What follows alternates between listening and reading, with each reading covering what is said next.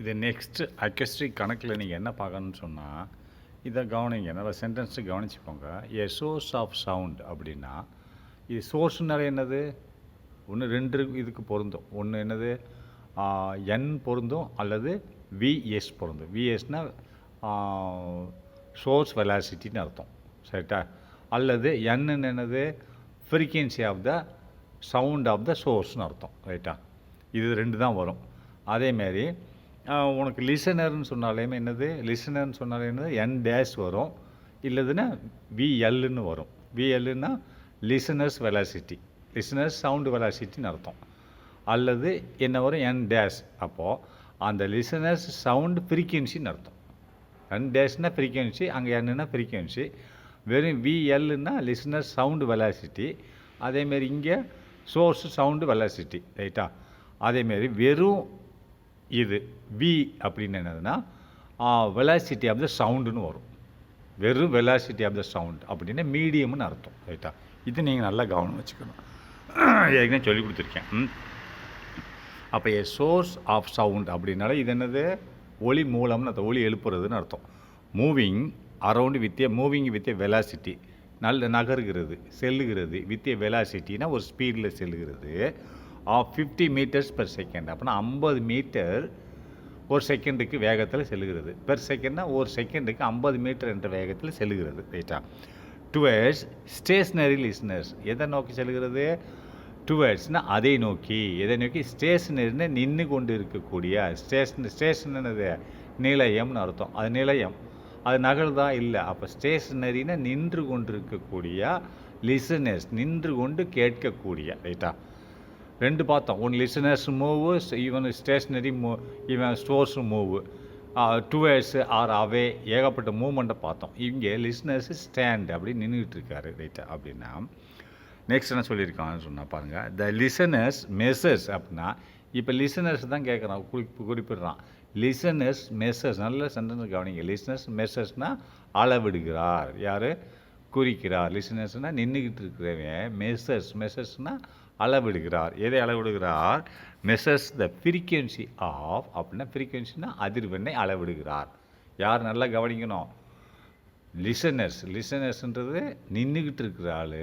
Measures அளவிடுகிறார் the frequency of the source. அப்படின்னா சோர்ஸ்லேருந்து, ஒளி மூலத்திலிருந்து வந்து இவனுக்கு காதில் கேட்கக்கூடிய ஃப்ரீக்வன்சியை அளவிடுகிறான், எவ்வளோ கேட்குதுன்ட்டு.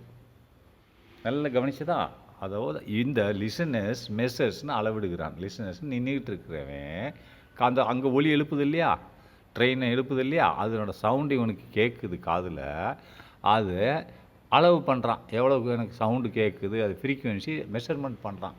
லிசனர்ஸ் மெசர்ஸ்னால் அளவிடுகிறான், அளக்குறான். எதை அளக்குறான், the measures the frequency of source. அப்போது எதை அளக்குறான், ஃப்ரீக்வன்சி ஆஃப் சோர்ஸ். சோர்ஸ்லேருந்து வந்த சவுண்டோட ஃப்ரீக்வன்சி அளக்குறான். அளந்துட்டு என்ன சொல்கிறான்னு சொன்னால், ஆஸ் எவ்வாறாக ஆஸ் 1000 ஹெட்ஸுன்னு சொல்கிறான்.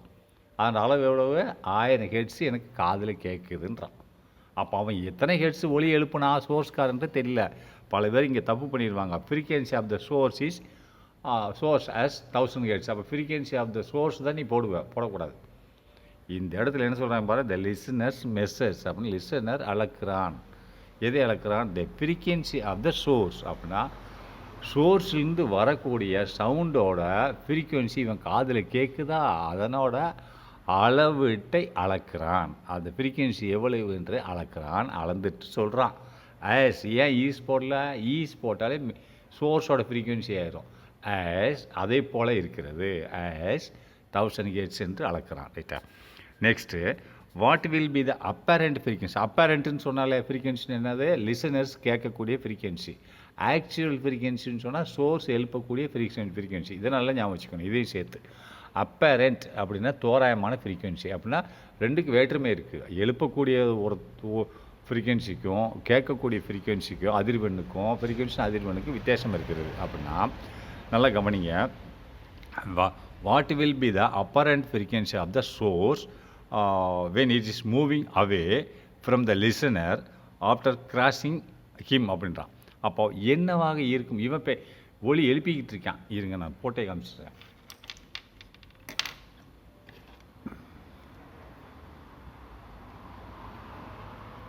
இங்கே பாருங்கள், இது சோர்ஸு, இங்கே லிசனர் இருக்கான், ரைட்டா?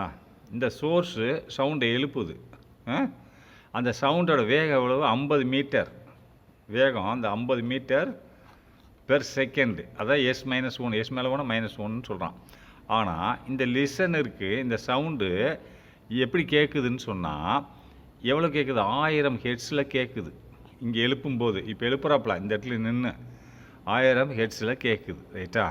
சவுண்டோட என்னதுக்கு ஹெர்ட்ஸ்னு? என்னது? ஃப்ரீக்வன்சி, அலைவரிசை. அலைவரிசைன்றது அதிர்வெண்னு அர்த்தம்.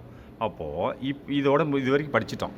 What will be the apparent frequency of the source அப்படின்றான். What will be the apparent frequency of the சோர்ஸ்னால் இந்த சோர்ஸோட ஃப்ரீக்வன்சி இவனுக்கு அப்பரண்ட்டில் என்ன கிடைக்குன்றான். எப்போது? What will be the apparent frequency of the source when it is moving away from the listener after crossing him அப்படின்றான்.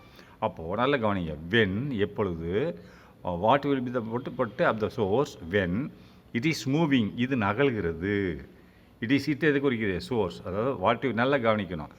இது இங்கே இருக்கும்போது சவுண்டு கொடுக்கும்போது என்ன அப்பரண்ட் ஃப்ரீக்வன்சியாக இருக்குது?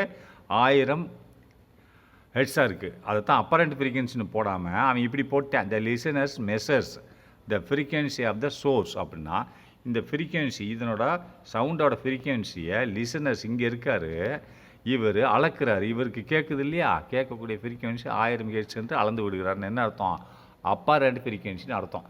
இங்கே இருந்து சவுண்டை எழுப்பும்போது, லெஃப்ட் சைட்லேருந்து எழுப்பும்போது 1000 ஹெர்ட்ஸ் அப்பரண்ட் ஃப்ரீக்வன்சி கிடைக்குது. ஆனால் இந்த சோர்ஸ் இப்படியே நகண்டே வந்து இந்த இவனை கிராஸ் பண்ணுது. இவன் பக்கத்துலேருந்து கிராஸ் பண்ணி இங்கே போனதுக்கப்புறம் சோர்ஸ், ரைட்டா?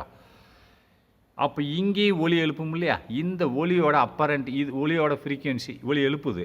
இந்த ஃப்ரீக்வன்சி இவன் காதில் என்ன ஃப்ரீக்வன்சியாக கேட்கும்? என்ன அப்பரண்ட் ஃப்ரீக்வன்சியாக கேட்கும்? இது ஆக்சுவல் ஃப்ரீக்வன்சி, இதுவும் ஆக்சுவல். இங்கேருந்து எழுப்பக்கூடிய ஆக்சுவல் ஃப்ரீக்வன்சி இவனுக்கு இங்கே அப்பரண்ட். இங்கேருந்து ஆக்சுவல் ஃப்ரீக்வன்சி எழுப்புறான், இவனுக்கு என்ன கேட்குது? 1000 ஹெர்ட்ஸாக கேட்குது. ஆனால் இங்கேருந்து ஆக்சுவல் ஃப்ரீக்வன்சி எழுப்புறான் அப்படின்னா என்ன அப்பரண்ட் ஃப்ரீக்வன்சி இவனுக்கு கேட்கும் என்றதான் கேள்வி.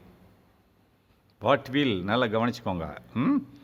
கிராஸ் பண்ணி போய் இங்கே போய் நின்னதுக்கப்புறம் எழுப்புறான்ல ஃப்ரீக்வன்சி என்னது? சவுண்டு எழுப்புறான், இங்கேயே எழுப்பிட்டே தான் போகிறான். ஆனால் இங்கே வந்து எழுப்புனதுக்கப்புறம் ஆக்சுவல் ஃப்ரீக்வன்சி, அந்த சவுண்டில் உள்ள ஆக்சுவல் ஃப்ரீக்வன்சினா உதாரணத்துக்கு 1000 ஹெர்ட்ஸ்னு வச்சுக்கோங்க, 1000 2000 ஹெர்ட்ஸ்னு வச்சுக்கோ. அப்போ என்ன இவனுக்கு கேட்கும்? What will be the apparent frequency when the source moving away from him அப்படின்னா இவனை விட்டு தாண்டி போனதுக்கப்புறம் இந்த லிசனருக்கு என்ன அப்பரண்ட் ஃப்ரீக்வன்சி கேட்கும்? இங்கே இருக்கும்போது 1000 கேட்டுச்சு, அதுதான் மெஷர்ஸ்னு போட்டான்ல, அதை தான் இவன் எழுதியிருக்கான். நல்லா கவனிங்க. இங்கிலீஷ் சென்டென்சஸ் மேத்ஸில் கணக்கு வரும்போது கரெக்டாக படிக்கணும், இல்லை தப்பு பண்ணிடுவீங்க. நல்லா கவனிங்க. What will be the apparent frequency, என்னவாக இருக்கும்? இங்கே இருக்கும்போது லெஃப்ட்டில் இருக்கும்போது 1000 இருந்துச்சு, அதுதான் 1000 இருந்துச்சு. அப்பரண்ட் ஃப்ரீக்வன்சி 1000 ஹெர்ட்ஸ்னு போட்டுக்கலாம். அதை போடாமல் அவன் என்ன போட்டுக்கான் பாரு, English the listeners measures the frequency of the source அப்படின்னா லிசனர் வந்து அளக்கிறார். இந்த லெஃப்ட் சைடில் இருக்கும்போது 1000 ஹெர்ட்ஸ் அவருக்கு கிடைக்கிது, அப்பரண்ட் ஃப்ரீக்வன்சி அளக்கிறார் அப்படின்ட்டார். அன்னைக்கு கொஸ்டின் என்ன கேட்குறான்? வாட் வில் பி தான் கேள்வி. What will be the apparent frequency அப்படின்னு. அப்பரண்ட்னா அவனுக்கு என்ன தோராயமான ஃப்ரீக்வன்சி கிடைக்கும் காதில் சவுண்டு எழுப்புனா. ஆனால் எங்கே எழுப்புனான்னு சொல்லலாம், கீழே சொல்கிறான் பாரு, ஆஃப் த சோர்ஸோட சவுண்டு. நல்லா கவனிங்க. What will be the apparent frequency of the source அப்படின்னா ஒளி மூலம் எழுப்பக்கூடிய சவுண்டோட ஃப்ரீக்வன்சி, அப்பரண்ட் ஃப்ரீக்வன்சி இவன் கேட்குறான்னா என்னவாக இருக்கும்? வென், அப்போது. எப்போது? இட் இஸ் இட்ன்றதை குறிக்குது, சோர்ஸை குறிக்குது. இட் இஸ் மூவிங் அவே அப்படின்னா இந்த லிசனை விட்டு கடந்து சென்று விட்டால், இட் இஸ் மூவிங் அவேன்னு லிசனை விட்டு கடந்து சென்று விட்டால், ஃப்ரம் த லிசனை விட்டு கடந்து சென்று ஆஃப்டர் கிராசிங், லிசனை விட்டு கடந்து சென்று ஆஃப்டர் கிராசிங்னா அவனை கடந்து செல்வது, கிராசிங்னா கடந்து செல்வது, ரைட்டா? கடந்து சென்ற பிறகு அந்த மூலம் எழுப்பக்கூடிய ஒளியானது ஒளியில் இருக்கக்கூடிய ஃப்ரீக்வன்சியோட அதிர்வெண் இந்த லிசனருக்கு என்னவாக கேட்கும்? நல்ல கேள்வி பார்த்துக்கோங்க. அப்போ நீ மூணாவதாக என்ன கொடுத்துருக்கான்? நாலாவதாக வெலாசிட்டி ஆஃப் த சவுண்டு கொடுத்துட்டான். வெலாசிட்டி ஆஃப் த சவுண்டு என்னது? வீன்னு அர்த்தம். அந்த வீன் என்னது? அந்த மீடியம், எந்த மீடியத்தில் இது நடக்குதோ. இப்போ ஏர் மீடியம், இப்போ நீங்கள் இருக்கீங்க ட்ரெயின் ஏரில் போயிட்டு காற்றுல போயிட்டுருக்கு இல்லையா? காற்று தானே இதெல்லாம் ஏர் மீடியம். தண்ணிக்குள்ளே நடக்கிறதெல்லாம் காற்று மீடியம், வாட்டர் மீடியம். இது ஏர் மீடியத்தில் நடந்துக்கிட்டு இருக்கு. அப்போது அந்த மீடியத்தோட சவுண்டு, ரைட்டு, சவுண்டு அதில் சவுண்டோட ஸ்பீடு எவ்வளோ அப்படின்னு கொடுத்துருக்கான். இந்த வெலாசிட்டி ஆஃப் த சவுண்ட் வின்னு அர்த்தம், ரைட்டா. மொத்தம் வி இருக்குது, விஎஸ் இருக்குது, விஎல் இருக்குது, என் இருக்குது, என் டேஸ் இருக்குது, 3 சொல்லிட்டேன். வெலாசிட்டி ஆஃப் சவுண்ட் இந்த medium is 330 metre per second, ரைட்டா. இது ஞாபகம் வச்சுக்கோங்க. நம்ம கணக்கு போயிடலாம். இது என்னவாக இருக்கும்? ஸ்டேஷனர் வந்து ஒருத்தர் மூவ் ஆகுறார், ரைட்டா. இங்கே பாருங்கள், இதில் இது சோர்ஸு, இது மூவ் ஆகுறார். யாரை நோக்கி? லிசனரை நோக்கி மூவ் ஆகுறார், ரைட்டா. அப்போ லிசனரு மூவ் ஆனார் சோர்ஸ் நோக்கி. ஒருத்தர் நோக்கி மூவ் ஆனால் தான் அந்த ஃபார்முலா. என்ன formula? V plus VL by V minus VL, ரைட்டா, இன்ட்டு என். இங்கேனா என் டேஷ் ஈக்குவல் டு. ஆனால் இவர் லிசனர் இருந்து ஸ்டேஷனாக இருக்கார். அப்போது இவர் மட்டும் லிசனர் நோக்கி போகிறார். அப்படின்னா விஎல் ஈக்குவல் டு 0. அதே தானே. இதே இது இன்னொன்று சொன்னேன், ஞாபகம் இருக்கா? செகண்டு கேஸ் பார்த்துருக்கீங்களா? ஞாபகம் வச்சுக்கோங்க. இப்போது சோர்ஸு அவர் இப்படி விலகி போகிறாரு, லிசனர் இப்படி விலகி போகிறார், ஆப்போசிட்டில் போகிறாங்க, 2 பேரும் தள்ளி போகிறாங்க. அப்படின்னு என்னது?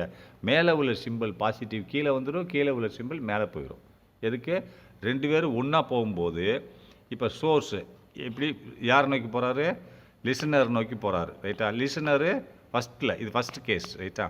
லிசனர் சோர்ஸ் நோக்கி போகிறாரு, சோர்ஸு லிசனர் நோக்கி போகிறாரு. ஃபஸ்ட்டு கேஸ் நான் சொல்லிட்டேன். V N dash equal to V plus VL by V minus VS whole bracket என்னு போட்டிருக்கேன். இங்கே என் டேஷ். இது ஃபஸ்ட் கேஸு. செகண்ட் கேஸில் இதே ஆப்போசிட்டில் பிரிஞ்சு போகிறாங்க. இது சோர்ஸ் லெஃப்டில் போகுது, இது லிசனர் ரைட்டில் போகிறாங்க, 2 பேர் பிரிஞ்சு போகிறாங்க. அப்படின்னு என்னவாக இருக்கும்? சைனை மட்டும் மாற்றிக்கணும். மேலே ப்ளஸ் சைன் இருக்கு இல்லையா? மேலே ஃபஸ்ட்டில் என்ன இருக்குது? ஃபஸ்ட்டில் என்னது? ப்ளஸ் சைன் போட்டிருந்தோம்ல, வி ப்ளஸ் விஎல்னு போட்டிருந்தோமா? கீழே வி மைனஸ் விஎஸ்ன்னு போட்டிருந்தோமா? இந்த சைன் ப்ளஸ் சைன் கீழே வந்துடும், கீழே உள்ள மைனஸ் சைன் மேலே போயிடும். அப்போ V minus VL V plus VL. இதுதான் செகண்ட் லாஜிக். ஏற்கனவே சொல்லி கொடுத்துருக்கேன், கவனமாக பார்த்துக்கணும், இல்லை கணக்கு போட முடியாது. சொல்யூஷன் பாருங்கள். when the source is moving towards the stationary listener சொன்னல. அப்படின்னா ஃபஸ்ட்டு கேஸில் உள்ளதில் விஎல்ல 0 ஆகிட்டோம்னா அந்த ஃபார்முலா வந்துடும். when the sourceனா மூலம் is moving towards the stationary listener போடணும், வெறும் லிசனர்னு போடக்கூடாது. ஸ்டேஷனேஷன் நிலையாக நின்று கேட்கக்கூடிய நபரை நோக்கி செல்லுகிறது. த எக்ஸ்பிரஷன் அப்படின்னா அதனோட கணக்கு ஃபார்முலா என்னவென்றால், த எக்ஸ்பிரஷன் ஃபார் அப்பரண்ட் ஃப்ரீக்வன்சி. இந்த அப்பரண்ட் ஃப்ரீக்வன்சி என் டேஷ், ரைட்டு தானே. எக்ஸ்பிரஷன்னா என்னது? என் டேஷோட இந்த என் டேஷோட அப்பரண்ட் ஃப்ரீக்வன்சினா என் டேஷ்னு அர்த்தம், ரைட்டா. அப்போது ஆக்சுவல் ஃப்ரீக்வன்சினா என்னன்னு அர்த்தம். இது யாருக்கு சொந்தம்? லிசனருக்கு சொந்தம். இது யாருக்கு சொந்தம்? சோர்ஸுக்கு சொந்தம். இது யாருக்கு சொந்தம்? V medium. எந்த மீடியத்தில் நீ பேசிகிட்ருக்க, நடந்துகிட்ருக்கு, இது என்ன? Velocity of the sound medium, ரைட்டா. இது என்ன? விஎஸ்ஸு சோர்ஸோட சவுண்டு. அதுக்கு விஎல் யார்? லிசனர்ஸோட சவுண்டு வேகம், ரைட்டா. இது மட்டும் நல்லா ஞாபகம் வச்சுக்கணும். 5 கண்ணை மூடி சொல்லணும், ரைட்டா. அப்போ இந்த எக்ஸ்பிரஷன்னா அதனோட வடிவமைப்பு, இந்த சூத்திரத்தோட வடிவமைப்பு எப்படி இருக்குது? அப்போ அப்பரண்ட் ஃப்ரீக்வன்சி என்ன? என் டேஷ் தானே. அப்பரண்ட் ஃப்ரீக்வன்சியோட வடிவமைப்பு N dash equal to V by V minus அந்த விஎல் எடுத்துட்டான், வி ப்ளஸ் விஎல் இருந்ததில்ல. அது ஏன்னா விஎல் அதுவும் ஒன்று மூவ் ஆனால் தான் விஎல்லைக்கும் போடணும். அது விஎல் நிற்கிது, லிஸ்னர்ஸ் ஆன் ஸ்டாண்ட், லிஸ்னர் நிற்கிறாரு, அதனால் அது விஎல் ஈக்குவல் டு 0. அப்போ போட்டாச்சுன்னா இது என்ன வருதுன்னு பாருங்கள். அப்படி சப்ஸ்டிட் பண்ணுங்கள். என்ன போட்டிருக்கான், என்ன கொடுத்துருக்கேன் அதில் பாருங்கள். வி என்ன கொடுத்தா? 330 கொடுத்தானா? Sound of the medium 330 metre per second கொடுத்துட்டானா? 330 போட்டானா? அடுத்து விஎஸ் என்ன கொடுத்துருந்தான்? 50 கொடுத்துருந்தானா? 50 விஎஸ் என்ன சவுண்டில் மூவ் ஆகுது? 50 கொடுத்தா நீங்கள் எழுதிக்கணும். விஎஸ் எவ்வளோ? 50. வி = 350 எழுதக்கூடாது, 50 மீட்டர் பெர் செகண்டு. இல்லை MS -1 SI unit of scale. இங்கே வந்து என்னது? 50ன்னு போட்டானா, ரைட்டா. 330 இது 50, ரெண்டுமே மீட்டர் பெர் செகண்டு. அப்படின்னா எம்எஸ் -1. அப்போ என்ன கொடுத்துருக்கான்? எண்ணை தான் நம்ம கண்டுபிடிக்கணும், ரைட்டா. எண்ணெய் இங்கே ஏன் கண்டுபிடிக்கணும்னு சொன்னால், நம்ம இந்த எண்ணெய் கண்டுபிடிச்சாத்தான் அடுத்து அவன் அந்த கிராஸ் பண்ணுறதுக்கு போனதுக்கப்புறம் என்ன ஒலி எழுப்புனதோட அப்பரண்ட் ஃப்ரீக்வன்சி இவனுக்கு என்ன கேட்குதுன்னு கண்டுபிடிக்க முடியும். அதனால் இப்போ என் டேஷ் கொடுத்துருக்கான் இல்லையா? என் டேஷ் என்னது? ஹி மெஷர்ஸ்ன்னு சொன்னார்ல. மெஷர்ஸ்ன்னு என்னது? அவன் அளவிட்டான், ஃபஸ்ட்டு நின்றுட்டு ஒலி எழுப்பினான் இல்லையா, நின்றுட்டு ஒலி எழுப்பும்போது லிசனர் கேட்குறான். கேட்கும்போது அவனுக்கு என்ன கிடச்சிச்சு, 1000 ஹெர்ட்ஸ் கிடச்சிச்சின்னு சொன்னால் அதுதான் apparent frequency of listener. First இவன் நகழும்போது எழுப்பின ஒலியோட ஃப்ரீக்வன்சி நகர்ந்து கிராஸ் பண்ணி போய் அங்கிட்டு போனதுக்கப்புறம் ஒலி எழுப்புறான் இல்லையா, அதனோட அப்பரண்ட் ஃப்ரீக்வன்சி லிசனருக்கு என்ன கேட்கும்னு சொல்லி கேட்குறான் கேள்வி. அப்போ நல்லா கவனிங்க. இப்போ இந்த ஃபஸ்ட்டு இதில் 1000 இங்கே போட்டான். இங்கே என்னது, இந்த கணக்கு எப்படி வந்துச்சுன்னு பாருங்கள். இப்போது இங்கே 1000 இருக்குது ரைட்டா, இங்கே 1000 இருக்குன்னா இப்போது இதில் 330 கீழே ஃபஸ்ட்டு என்ன பண்ணுங்க, அடுத்த ஸ்டெப்புக்கு 330 மைனஸ் 80 அப்படின்னு 280 மட்டும் கொண்டு வாங்க. 330 பை 280 ரைட்டா இன்ட்டு என். அடுத்த ஸ்டெப்பு நீங்கள் எழுதிக்கோங்க, எழுதலை. இங்கிட்ட 1000 ரைட்டா, 1000 தான் லெஃப்ட்டில் இருக்குது. 1000 சீக்வல் டு லெஃப்ட்டில் 1000 இருக்குது. 330 பை 280 பை என் ரைட்டா. இப்போது இவன் என்ன பண்ணுறான்னா இந்த சைடில் என்ன பண்ணுறான், இந்த 280க்கு இங்கே கொண்டு வர்றான். 280 இன்ட்டு 1000 ரைட்டா. இந்த 330க்கு இங்கே கொண்டு வந்துடுறான். அப்போ டிவைடட் பை 330. அப்போ இங்கே என்ன இருக்குது, 280 இங்கே மேலே போயிடுச்சு, லெஃப்ட்டில் 1000தோடு சேர்ந்துருச்சு. 330 அடுத்த ஸ்டெப் நீங்கள் இப்படி எழுதிக்கணும். இந்த சைடில் எண்ணு மட்டும் தனியாக இருக்குது ரைட்டா. இது காலி. அதனால் அந்த ஸ்டெப்பை அவன் கொண்டு வந்துட்டான். என்ன கொண்டு என் இந்த ஹோல் பிரேக்கெட் 1000 இன்ட்டு 280 பை இது ரைட்டா. இங்கே 280 எங்கே போயிடுச்சு, இங்கே போயிடுச்சு. இங்கே 280 தானே, ரெண்டே கழிச்சா. அப்போ இங்கிட்டு போன உடனே இது டிவைடுன்னு வச்சுக்கோயேன். இங்கே 280 போயிடுச்சு. 280 ப்ளஸ் ரைட்டா இன்ட்டுவில் வரும் ரைட்டா. இன்ட்டு 280 இன்ட்டு இவங்க போட்டு காமிக்கிறேன். 280 இன்ட்டு இந்த 280 இது ரெண்டையும் கழிச்சா 280 வருது. அந்த 280 இங்கிட்டு போயிடுச்சு இன்ட்டு 1000. இந்த 330 டிவைட் பை இங்கிட்டு வந்துருச்சு. அடுத்த ஸ்டெப்பில் இது நீங்கள் எழுதிக்கோங்க ஸ்டெப்பில் அதுக்கடுத்து. அப்போ இங்கே என்ன இருக்குது, இது இங்கிட்டு வந்துருச்சு, இது இங்கிட்டு போயிடுச்சு ரைட்டா. அப்போ எண்ணு தான் இருக்கும். அதை என் சீக்வல் டு 1000 இன்ட்டு 280 பை 330 போட்டோம். அப்போ இதை கழிக்கும்போது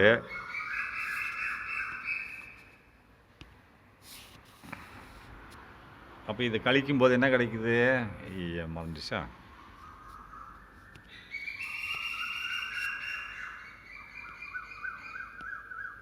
அப்போ இது கழிக்கும்போது என்ன கிடைக்குதுன்னு பாருங்கள். 1000 இன்ட்டு 250. அப்போ 280 இன்ட்டு 1000 அப்படின்னா 3 0 சேர்த்துக்கோங்க. இதோட 2 8 0 இன்னொரு 3 0 1 2 3. அப்போ 1000 முடிஞ்சு போச்சா, கேன்சல். பை 330. அப்போ இந்த 330 இந்த 0 அடி விட்டு போச்சு, இந்த 0 அடி விட்டு போச்சு ரைட்டா. அப்போ இது ரெண்டுமே போச்சு. அப்போ மீதி என்ன இருக்குது, 280 0 இருக்குது ரைட்டா. 280 0 ரைட்டா. இப்போது 280 எத்தனை 33 இருக்குது, 33 8 3 24 25 0 ரைட்டா. 24 3 24 3 25 சரியா போச்சா. 254. அப்போ 280லேருந்து இதை கழிச்சேன்னா 16 மிஞ்சும். 16 ரைட்டா. அப்போ 8 ஆச்சா, 8 ஃபஸ்ட்டு. அடுத்து 16. 16 எத்தனை 3 இருக்குது, 33 இருக்குன்னா 33 பை 4 இருக்கும். முன்னாங்க 12 13 1032. அப்போ 4. அடுத்து மீதி எவ்வளோ இருக்கும், இதில் 8 ஆயிடுச்சா. மைனஸ் 102 கழிச்சுன்னா 8 ஆயிடுச்சு. மீதி 5 5ல் 3 கழிச்சுன்னா 2 240 ரைட்டா. 280. 280 தானே. ஏன்னா இங்கே ஒரு 0 இருக்குல்ல, இந்த 0 இங்கே எடுத்தோம்னா 28 மிச்சம் இருக்குது இதில். அப்போ இங்கே ஒரு கடை 0 இருக்குல்ல, அது இங்கிட்டு வந்துடும் இல்லையா, 280. அப்போ சேம் இந்த 280 எத்தனை 33 இருக்குது, 8 இருக்குது ரைட்டா. பிறகு அதில் எவ்வளோ வரும், இதே சேம் 16 வரும். பிறகு 4 இதே இதில் போயிட்டே இருக்கும் ரைட்டா. அதனால் அவன் என்ன பண்ணிட்டான், இங்கே 8 இதோட முடிஞ்சு போச்சு, என்ன 0 ரைட்டா. அடுத்து இல்லை, அதனால் புள்ளி வச்சுட்டான். ஏன் 8க்கு அடுத்து புள்ளி வச்சான், இந்த 28 0 0 0 3 0 எடுத்துட்டான் இல்லையா. 3 0க்கு எடுத்து ஒன்றுமே இல்லை, இன்னொரு 0 இறக்கணும்னா புள்ளி வைக்கணும் ரைட்டா. அதான் புள்ளி வச்சுருக்கான். அதை கவனித்து பார்த்துக்கோங்க, வேணால் திருப்பி வேணால் சொல்லித்தரேன். என்னதை வந்துச்சு அது, 2 8 சைவர் சைவர் சைவர் 4 சைவரா, இதில் ஒரு 250, இதில் ஒரு 3, 4 சைவர் ஆச்சா. இப்போது 330. அப்போ இந்த ஒரு சைவர், இந்த ஒரு சைவர், போச்சா, ஓ, ஒரு சைவர், இந்த ஒரு சைவர் போச்சு. அப்போ மித்தத்தின 3 சைவர் இருக்குது. நான் ஃபஸ்ட்டு 280 எடுக்கிறேன். 280ல் இப்போ 33 எத்தனை இருக்குது? 8 இருக்குது. 3 8 24, 25, 254, ரைட்டா. அப்போ இந்த 280 எடுத்துட்டேன். மீதி 2 சைவர் தான் இருக்குது. என்னது? அப்போ 8 ஆயிடுச்சா? 250, 8 சைவர், 8 இருக்குது, 8 33 இருக்குது. அப்போ என்ன விட கிடைக்குது? 254. 284 தான் கழிச்சா 16 கிடைக்குது. அப்போ இன்னும் 280 எடுத்துட்டேன். மீதி இந்த ஒரு சைவர் இருக்குது. இதை இப்போ எடுக்கிறேன், இந்த சைவர் எடுக்கிறேன். எடுத்து இங்கே போட்டுடுறேன். இப்போ எத்தனை 4 இருக்குது 33ல்? 4 முன்னாங்க 12, முன்னாங்க 12, 13, 132. அப்போ 132, 132, 33 இருக்குது, ரைட்டா. அப்போ 4 ஆயிடுச்சு. அப்போது இது மீதி எவ்வளோ இருக்குது? 28 இருக்குது. இதை கழிச்சா 28 வரும். இதில் 2 கழிச்சா 28 வருது, ரைட்டா. அப்போது இப்போ இன்னும் ஒரு சைவர் தான் இருக்குது. என்னது? இந்த சைவர். இதை எடுத்து போட்டுறேன். அப்போ 280 வந்துருச்சு, ரைட்டா. அப்போ இன்னும் இங்கே எதுவும் இல்லை. 280ல் எத்தனை 33 இருக்குது? சேம் 8 வந்துருச்சா. இப்போ இங்கே எதுவுமே இல்லை. இது அடிபட்டு போச்சுல முதலேயும். அப்போ எதுவுமே இல்லை. அப்போ இன்னும் வேணும் அப்படின்னா இன்னும் மீது 280, இதில் என்ன இருக்குது? 282ல், ரைட்டா. 280ல் 8 போச்சு. 8 போச்சுன்னு என்ன அர்த்தம்? 8 எவ்வளோ வந்துருச்சு? 254. மீதி எவ்வளோ இருக்குது? மீதி வந்து 254 போக உங்களுக்கு 16 இருக்கும், ரைட்டா. மீதி 16 இருக்கும். இந்த 16 இருக்குது. இப்போ வெறும் 16ல் 33 போகுமா? போகாது. அப்போது ஒரு சைவர் எடுக்கணும். வெளியிலேருந்து கொண்டு வரணும் சைவர். அப்போ புள்ளி வைக்கணும். புள்ளி வைக்கணுமா? 848க்கு அடுத்து புள்ளி வைக்கணும். ஒரு சைவர் எடுத்துகிட்டு நீ புள்ளி வைக்கணும். ஒரு சைவர் எடுத்தால் பிறகு அதில் எவ்வளோ போகும்? 4 இருக்கும். இது சீக்வன்ஸாக போயிட்டே இருக்கும், ரைட்டா. பார்த்துக்கோங்க. இப்போது நெக்ஸ்ட்டு என்ன கண்டுபிடிச்சிட்டோம்? இப்போ the actual frequency of the sound, உண்மையான ஃப்ரீக்வன்சி ஆஃப் த சவுண்டு இதுதான் ஆக்சுவல் ஃப்ரீக்வன்சி. அங்கே தூரமாக போனதுக்கு அப்போ என்ன ஆக்சுவல் ஃப்ரீக்வன்சின்னா, இருங்க வர்றேன். இங்கே சோர்ஸ் இருக்கும்போது எழுப்புன சவுண்டு வந்து 1000 ஹெர்ட்ஸு, ரைட்டா. அது மெசர்ஸ் பண்ணிச்சுன்னு சொல்கிறோம்ல. அப்போது லிசனர்ஸ் இங்கே இருக்காப்புல. இங்கே கேட்கும்போது 1000 ஹெர்ட்ஸு. இந்த சோர்ஸ் இந்த லிசனர்ஸை விட்டுட்டு இங்கே போய் மூவ் ஆகுது. இங்கேயும் சவுண்டு எழுப்புது. அப்போ இதனோட அப்பரண்ட் ஃப்ரீக்வன்சி என்னன்னு அவன் கேள்வி கேட்டிருக்கான். அப்போ இதனோட அப்பரண்ட் ஃப்ரீக்வன்சி என்னன்னு கேட்டால், அப்போ இங்கேருந்து எழுப்பும்போது அந்த சோர்ஸோட சவுண்டு என்ன நம்மளுக்கு தெரியணும் இல்லையா? தெரிஞ்சால் தான் நம்ம என் டேஷ் கண்டுபிடிக்க முடியும். இங்கே என் டேஷ் கொடுத்துட்டான். என் டேஷ் 1000 கொடுத்துட்டா நம்ம என்ன கண்டுபிடிச்சிட்டோம். ஒன்று எண்ணு கொடுக்கணும், இல்லை என் டேஷ் கொடுக்கணும். ரெண்டில் ஏதாவது ஒன்று கொடுத்தா தான் நம்ம கண்டுபிடிக்க முடியும். இங்கே என் டேஷ் கொடுத்துட்டான். அந்த என் டேஷ் வச்சு என்ன கண்டுபிடிச்சிட்டோம். அதனால் இங்கேருந்து அவன் எழுப்பும்போது எண்ணத்தை நம்ம கண்டுபிடிச்சி வச்சுட்டோம். எழுப்பும்போது என்னது? 848.48 ஹெர்ட்ஸு இங்கே எழுப்பும்போது. அப்போ இங்கே வந்து இவனுக்கு சேரும்போது என்ன அப்பரண்ட் ஃப்ரீக்வன்சி கிடைக்குது? அதான் கேள்வி கேட்குறான். அப்போ என் டேஷ் ஈக்குவல் அதே ஃபார்முலா போடுங்க. இப்போ த ஆக்சுவல் ஃப்ரீக்வன்சி இதுதான் நம்ம 848 இந்த ஆக்சுவல் ஃப்ரீக்வன்சி. இந்த இடத்துல வரும்போது இந்த ரைட்டில் வருதுல ஆக்சுவல் ஃப்ரீக்வன்சின்னா என்ன சொன்னேன்?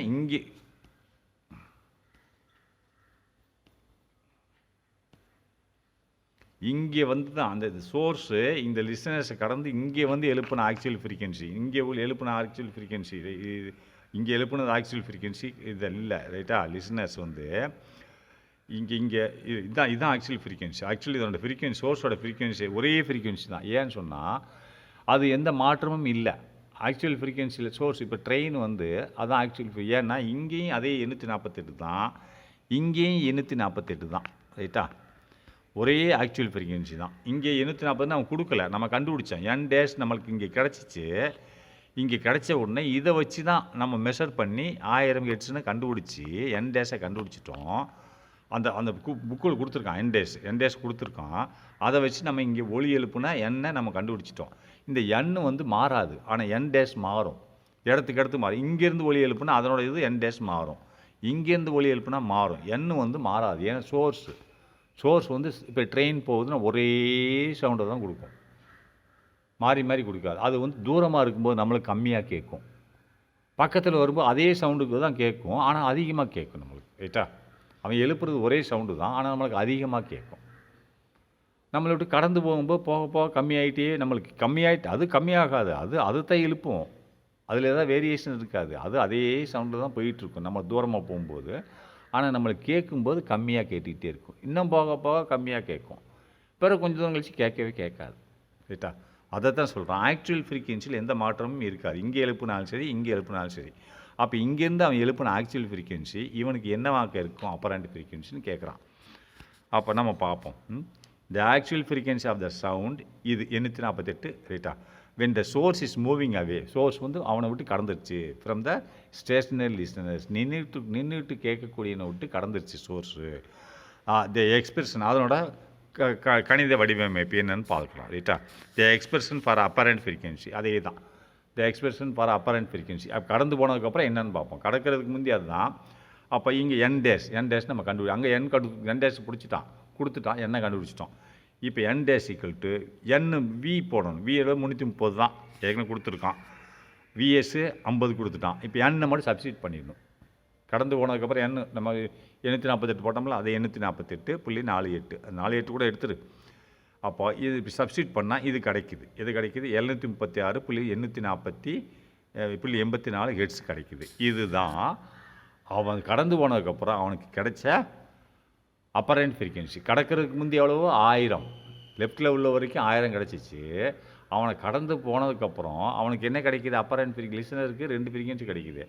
லெஃப்ட்லேருந்து அவன் கொடுக்கும்போது 1000 கேட்டான். அவனை கடந்து போனதுக்கப்புறம் 736.84 ஹெர்ட்ஸ் அதிர்வெண் இவனுக்கு கேட்கப்படுகிறது. இந்த கணக்கை நீங்கள் போட்டுருவீங்க இல்லையா? இதே சேமு தான். இப்போ இதை என்ன பண்ணு? 330 மேலே இருக்குது, கீழே 50 கூட்டிக்கோங்க. 50 கூட்டினா என்ன ஆகும்? 330 டிவைட் பை 380. 380ஓட இது பெருக்கிக்கோங்க. 848 இந்த 48 கூட விட்டுருங்க. 48 848 இருந்தால் 330 மல்டிப்ளை பண்ணிக்கோங்க. மல்டிப்ளை பண்ணிட்டீங்கன்னா மல்டிப்ளை பண்ணுறதுக்கு முன்னாடி இங்கே அடிச்சிருங்க. இந்த 330 ஒரு சைவர் அடிச்சிருங்க, 380 ஒரு சைவர் அடிச்சிருங்க. ரைட்டா? 380 அப்போ 33ஓட நீங்கள் பெருக்கினா போதும். 33ஓட 848 பெருக்கிக்கோங்க. பெருக்கிட்டு 38ஆல் வகுத்துருங்க. வகுத்தா உங்களுக்கு இந்த விடை கிடச்சிரும். ரைட்டா? ஓகே, பாய்.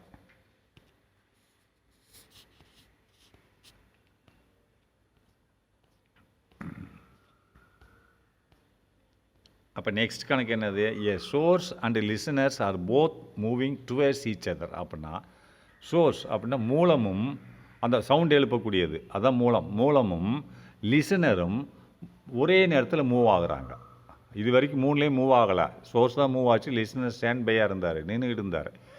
இப்போ பாருங்கள், source and listeners are both இருவரும் moving towards each other with a speed of v/10 அப்படிங்கிறான். அதாவது சோர்ஸும் லிசனரும் மூவ் பண்ணுறாங்க. ஆர் போத் இருவரும் மூவிங் டுவர்ட்ஸ் ஒருத்தரை ஒருத்தர் நோக்கி வர்றாங்க. டுவர்ட்ஸ் ஈச் அதர்னா ஒருத்தரை ஒருத்தர் நோக்கி வருகிறார்கள். இப்போ நீ தூரமாக நிற்கிற, நான் இங்கே நிற்கிறேன், உன்னை இங்கே வான்னு கூப்பிடுறேன். அப்போ நீ என்னை நோக்கி வருகிறாய், நான் உன்னை நோக்கி போகிறேன். ரைட்டா? நான் சோர்ஸ், நீ லிசனர். அப்படின்னா நான் சவுண்ட் எழுப்பிக்கிட்டே வர்றேன், உன்னை நோக்கி வர்றேன், நீ என்னை நோக்கி வருகிறாய். அதான் இந்த மூவ் போத். அதனால் the source and listeners are both moving இருவரும் நகல்கிறார்கள். டுவேர்ட்ஸ் ஈச் அதர் ஒருவரை ஒருவர் நோக்கி. டுவேர்ட்ஸ்னால் ஒருவர் நோக்கி. ஈச் அதர் ஈச் அதர்னா ஒருவர். டுவேர்ட்ஸ்னால் நோக்கி. Towards with a speed of v/10. அப்படின்னா v என்னது? வெலாசிட்டி எதனோட velocity? Of sound in medium. v என்னது? மீடியம் என்னது? இப்போ நான் உங்கள்கிட்ட பேசிகிட்டு இருக்கேன் அப்படின்றப்ப இது ஒரு மீடியம், காற்று மீடியத்தில் சவுண்டோட ஸ்பீடு தான் v. அதில் அந்த காற்று மீடியத்தில் உள்ள சவுண்டோட ஸ்பீடில் 10ல் 1 மங்கு தான் வேகத்தில் இது நகண்டுக்கிட்டு இருக்குங்க 2 பேருமே அப்படின்ட்டான். வேர் v இஸ் அங்கே v/10 போட்டிருக்கானே, where v is the speed of the sound அப்படின்றான்.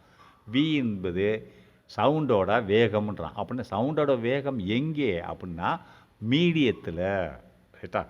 சவுண்டுக்கு மீடியம் வேணும். அந்த மீடியத்துலேயும் ஒவ்வொரு மீடியத்துக்கும் ஒரு வேகம் இருக்கும். காற்று மீடியத்துக்கு ஒரு சவுண்டோட வேகம் இருக்கும்.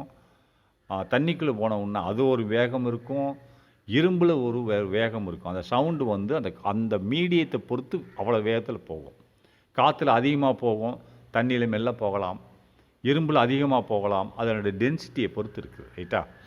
Depending upon the density of the medium and particles அல்லது மாலிக்யூல் அல்லது பார்ட்டிக்கிளை பொறுத்து அதனோட வேகங்கள் மாறும். ரைட்டா? அதனால தான் காற்றுவோட அதாவது வெறுமனே சவுண்ட் ஆஃப் த சவுண்டுன்னு சொல்லிட்டு ஸ்பீட் ஆஃப் த சவுண்டுன்னு சொன்னாலே மீடியம்னு அர்த்தம். இல்லை அவன் சொல்லிடுவான் என்ன, speed of the listener, speed of the sound of listener, இல்லை speed of the sound of ஷோர்ஸ்ன்னு சொல்லிடுவான். அவன் பாரு வெறும் sound of the where V என்பது என்னது, வின்றது speed of the sound in மீடியம்னு அர்த்தம். அப்போ ஸ்பீட் ஆஃப் த சவுண்டு மீடியத்தில் 10 வேகத்தில் போகிறார்கள். ரைட்டா? If the frequency of the note, அப்போ ஃப்ரீக்வன்சினா அதனோட ஃப்ரீக்வன்சி, இஃப் இருந்தால் ஃப்ரீக்வன்சி அதிர்வெண் of the note emitted by the source is F அப்படின்னா இது இப்போ இந்த நேரத்தில் சோர்ஸ் வெளியிடும் அதிர்வெண் வந்து எஃப் என்று வைத்துக்கொள்வோம்ட்டான். இப்போ சிம்பிள் மட்டும் கொடுத்துருக்கான், எண்ணிக்கையில் கொடுக்கல. அந்த நேரத்தில் சவுண்டு எழுப்புறான். சவுண்டு எவ்வளோ வேகத்தில் போகுது, V/10 என்ற வேகத்தில் போகிறாங்க. 2 பேருமே ஒரே வேகத்தில் ஒருத்தர் நோக்கி போயிட்டுருக்காங்க. சோர்ஸும் V/10 வேகத்தில் போகுது, லிசனரும் V/10 வேகத்தில் நோக்கி போயிருக்கிறாங்க. அந்நேரத்தில் சோர்ஸ் வந்து ஒரு எமிட்னா வெளியேற்றுகிறது. எதை வெளியேற்றுகிறது? ஃப்ரீக்வன்சி, ஒரு அதிர்வெண்ணை வெளியேற்று, சவுண்டோட அதிர்வெண். அது வெளியேற்றக்கூடிய சவுண்டில் என்ன அதிர்வெண் இருக்கிறது? எஃப் என்ற அதிர்வெண் இருக்கிறது. ரைட்டா? இருக்குன்னு வைத்துக்கொள்வோம்.